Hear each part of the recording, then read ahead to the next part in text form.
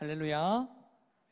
네, 반갑습니다. 굉장히 오랜만에 서는 것 같은데 오늘은 예수 그리스도의 등장이라는 제목으로 함께 말씀을 나누려고 합니다.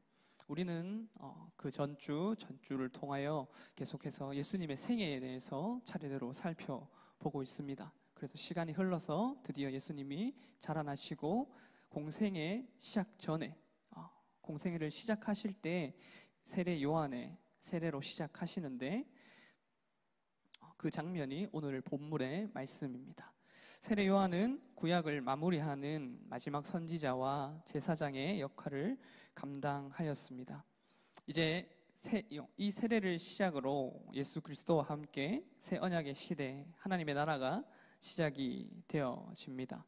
이스라엘은 주요한 세 개의 길이 있는데 첫 번째로는 해변길, 그리고 두 번째로는 족장길, 그리고 마지막은 왕의 대로입니다.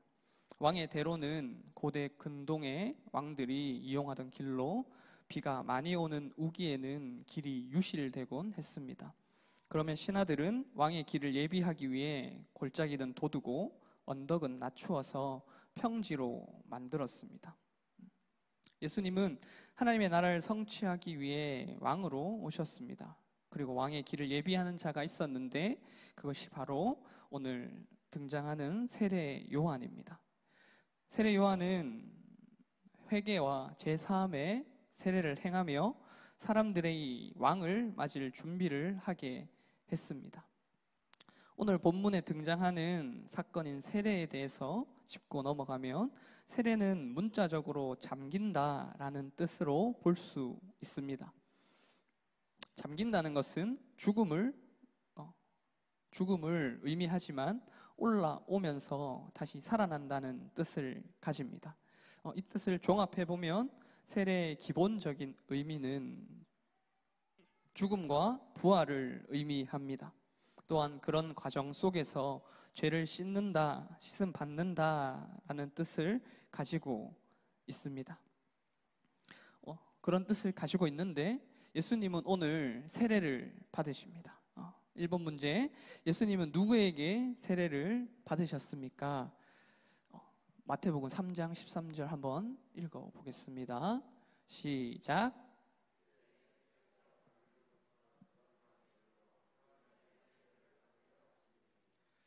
네, 요한에게 예수님은 세례를 받으셨습니다.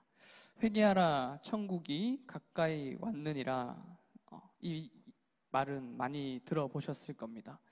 세례 요한은 회개와 세례를 통해 왕의 길을 예비하는 역할을 감당했습니다. 세례 요한의 세례는 죄 씻음의 세례였습니다.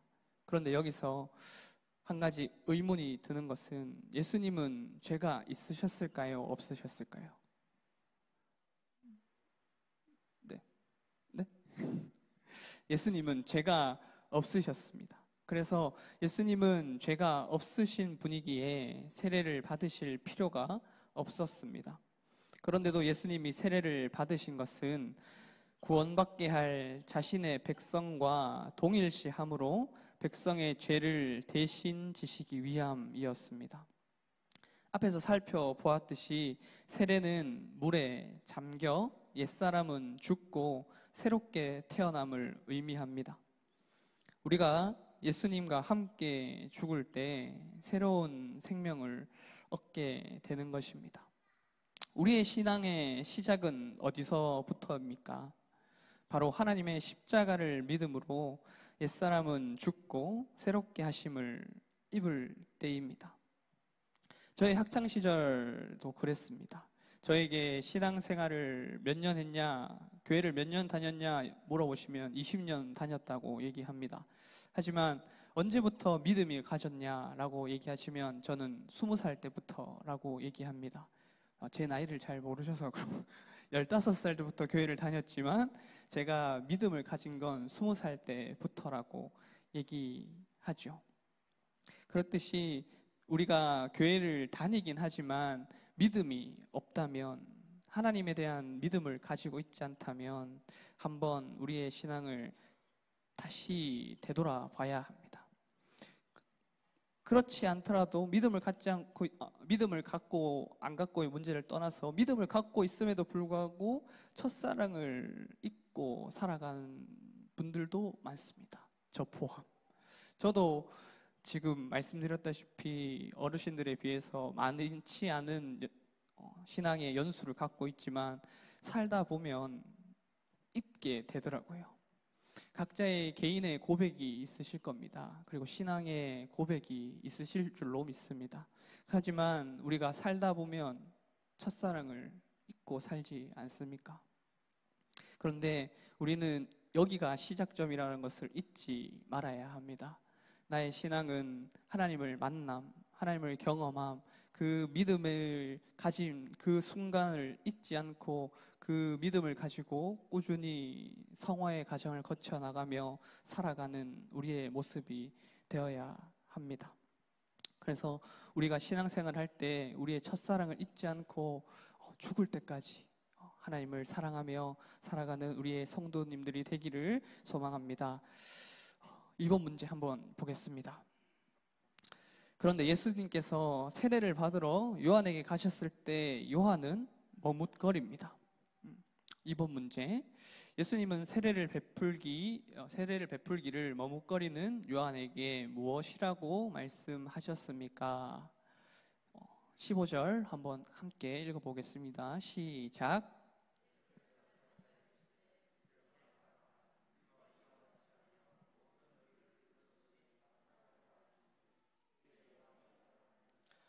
아멘.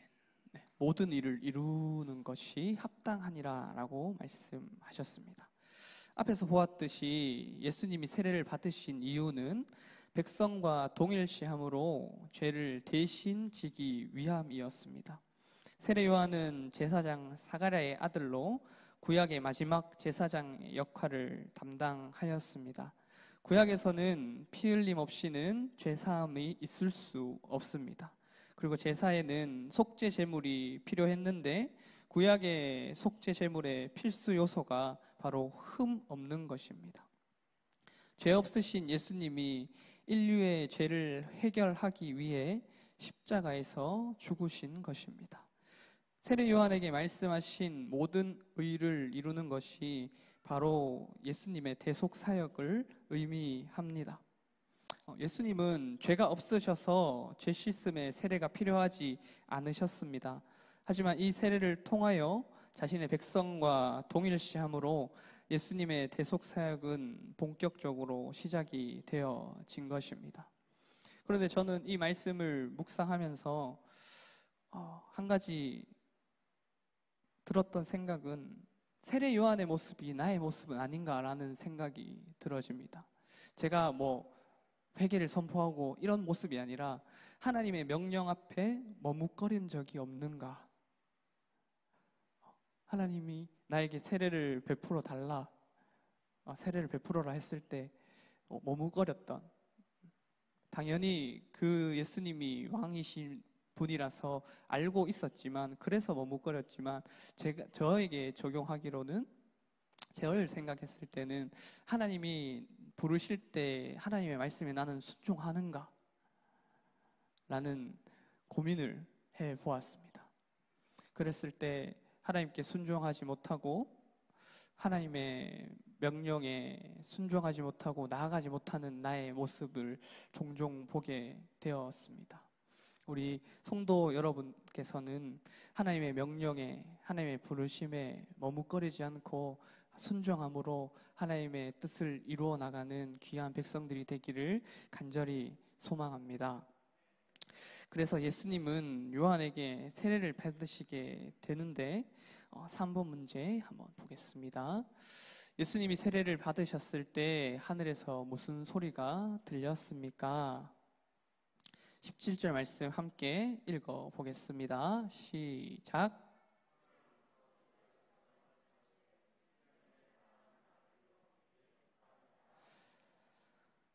아멘.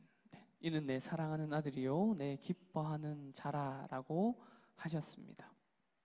세례 요한은 메시아가 자신에게 세례를 받으실 때 성령이 임하시는 것을 보리라는 계시를 받았습니다. 실제로 예수님이 세례를 받으셨을 때 성령이 비둘기같이 예수님 위에 임하였고, 이는 내 사랑하는 아들이요 내 사랑하는 자라라는 소리가 들렸습니다. 이 일로 요한은 예수님이 메시아이심을 확신하고 사람들에게 선포하게 되었습니다.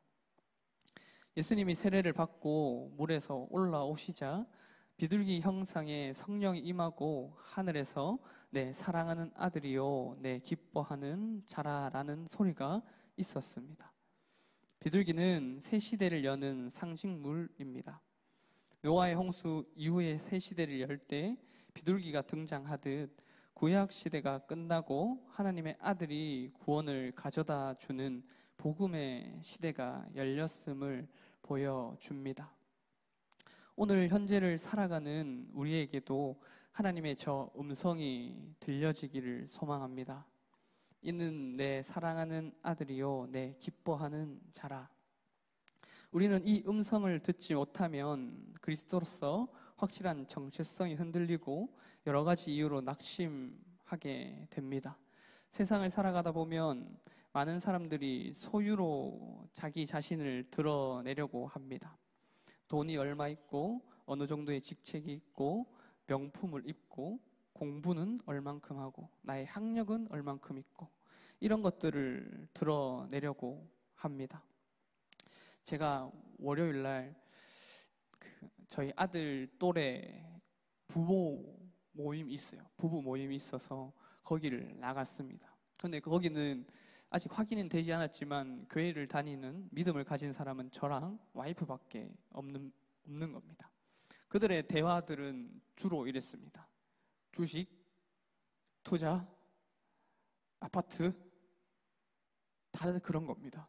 너무 생소했습니다. 제 주변에는 그런 얘기를 하는 사람이 잘 없거든요. 그러면서 순간적으로 제 마음이 흔들렸습니다. 내가 경제적인 능력으로 가장의 자격이 있는가라는 생각이 드는 겁니다.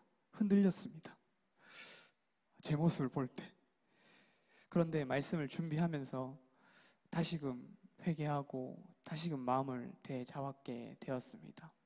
우리 그리스도인들에게는 그런 것들이 먼저 되어지는 것이 아니라 하나님께서 나를 불러주시고 나를 사랑하는 자, 하나님께서 나를 기뻐한다라는 그 음성이 나를 이 세상을 살아가게 하고 이 세상을 이겨낼 능력임을 다시 한번 깨닫게 되었습니다. 세상을 살아가는 우리에게 필요한 것은 돈, 명예, 권력, 세상의 것보다 하나님의 대속의 은혜, 하나님의 사랑, 하나님의 부르심에 붙들려 살아가는 인생임을 믿습니다. 그래서 우리는 세상의 소리에 속지 않고 하나님의 말씀에, 하나님의 음성에 귀를 기울이며 살아가는 우리가 되기를 소망합니다.